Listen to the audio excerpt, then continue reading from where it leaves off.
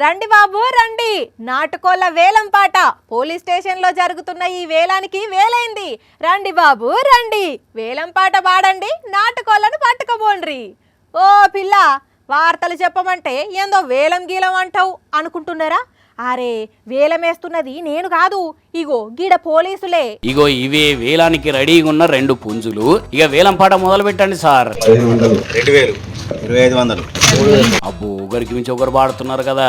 1085 రూపాయలతో మొదలైంది కానీ 3000 దాటింది. ఇంకెంత పోతుందో చూద్దాం. పాడండి సార్, పాడండి. 700, ఒకటోసారి 4000. రైట్, 4000కు దక్కించుకున్నాడు ఈ అన్న. ఇంకో పుంజేమో 2500కు పోయింది వేలంలో. పెద్దపల్లి జిల్లా కమాన్పూర్ పోలీస్ స్టేషన్ లో జరిగిన వేలం పాట ఇది. అయినా మరి అసలు పోలీస్ స్టేషన్ లో కోడి పుంజులు ఎక్కడి అనుకుంటున్నారా?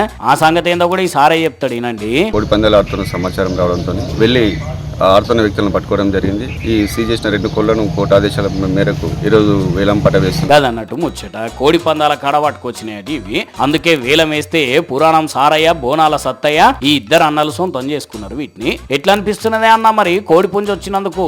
మాకు మాత్రం ఆనందకరంగానే ఉంది, సంతోషకరంగా ఉంది. సరే గాని ఎట్లా పందెం పుంజులే కదా అని నువ్వు కూడా మళ్ళా పందెం ఆడేవు. అప్పుడు మళ్ళా పోలీసులకు దొరికినా అంటే మళ్ళా వేలం పాట పెడతారు. ఏమంటున్నాం?